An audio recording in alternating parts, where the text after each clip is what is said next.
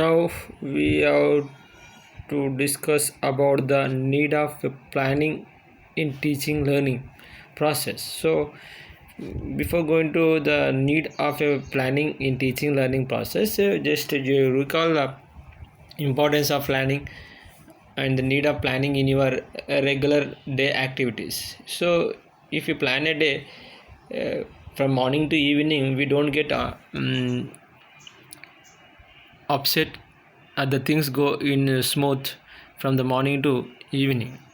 If we don't get planned properly the day, we cannot complete the tasks whatever we plan. We cannot complete in the time, and there will be some tense in doing the things and in reaching the goals, and there will be some difficulties when we are attempting the things to be completed. So these all sometimes we may get so many problems if we don't pre-plan the day or any activity when we want to perform. Similarly, we have discussed this teaching learning process is a complex process. To uh, deal this process effectively, the teacher must plan, otherwise he cannot deal the students or content or the subject whatever it may be to activities whatever it may be, cannot deal properly or effectively in the real classroom situation. So for this, the teacher has to prepare a lot and plan a lot to complete each activities, experiments, instructions to be given to the students. Whatever must be, that must be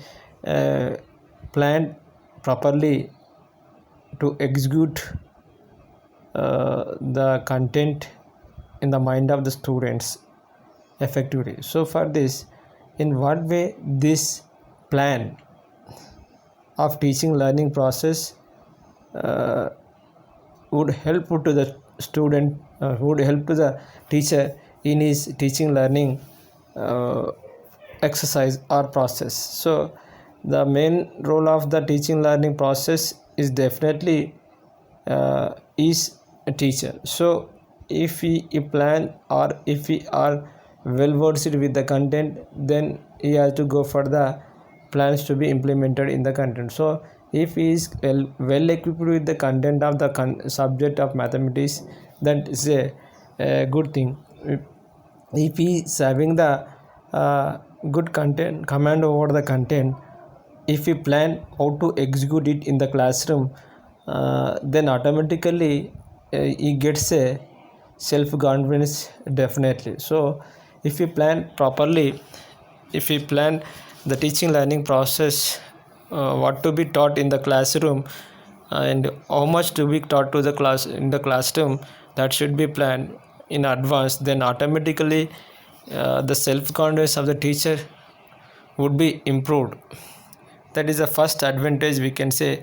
The second one is the logical sequence of teaching. So there will be some contents. The second one is there will be so many subtopics in the content that must be arranged in proper order, and they should be taught in proper order, and the teacher has to link the concepts or subtopics to each other in a sequence in logically. Then only the student can get easily the content which will be taught by the teacher. So the teacher, if he plans the teaching learning in process or instruction, he can arrange the subtopics or contents to be presented in the classrooms easily. So for this, the planning is needed to the teacher. If you go to the next one, suitable teaching approach and method, there are so many methods and approaches we have discussed in the 7th chapter already. The teaching approaches and methods based on the nature of the content. If the teacher is having the good command over the approaches and the methods, he can select the right method of teaching to make the students enable to understand the concept easily in the classroom. So this the planning helps to teacher to select the right teaching approach or right teaching method, and what are the strategies to be followed in the classroom to deal the students and to make the students learn the things effectively. This is the right uh, advantage we can say with the planning of the teaching and learning. And the next one is selection of teaching learning material. So if it get into the content and the teaching approach and the activity of the teaching learning process, definitely you can choose the right teaching learning material. So in this way the planning helps the teachers to select the proper teaching learning material.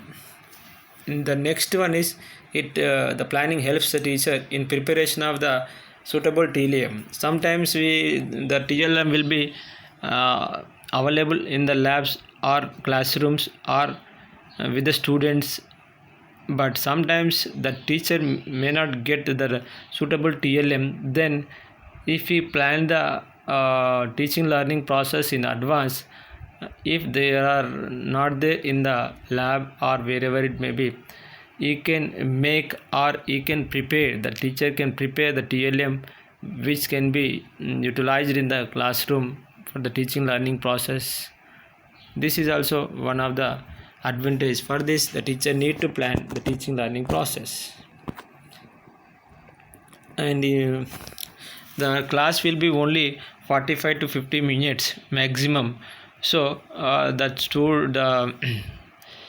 teacher has to plan to which content, to what part of content, how much time should be allocated. If the teacher ignores this, automatically he cannot teach the planned content to be presented in the class in the time. So to which content how much time should be given, how much time should be taught to particular or specific content, this can be allocated by the teacher if you plan early. So it helps the teachers to allocate the time properly, we can say. Then you can complete the planned instructions or activities within the period. Next, the one is, if you plan automatically, we can prevent the overlappings of the subjects contents, whatever it may be, and with this some repetitions can be avoided. Some unnecessary data will be neglected by the teachers if we plan the teaching learning process. So it helps the planning helps the teachers to prevention of the overlapping of the subjects content and unnecessary repetitions lessons, whatever it may be, in the classroom. And the next one is budgeting the inspirational resources or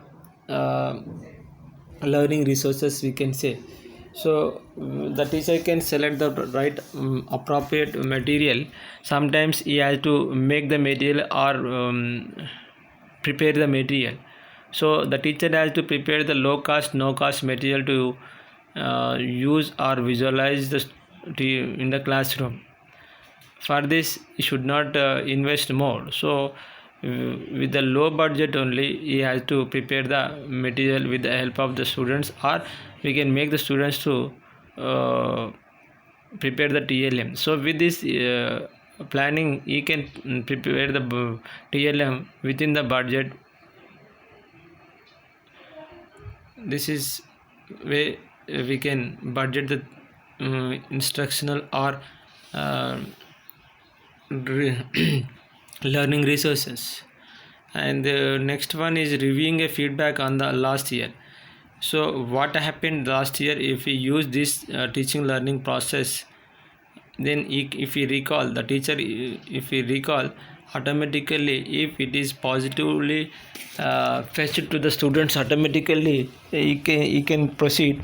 And if it is not getting given the positive results, automatically he can go some other alternative teaching process, teaching alternatives, teaching methods, teaching learning material also. So it helps us to teachers to review the feedback of the last year.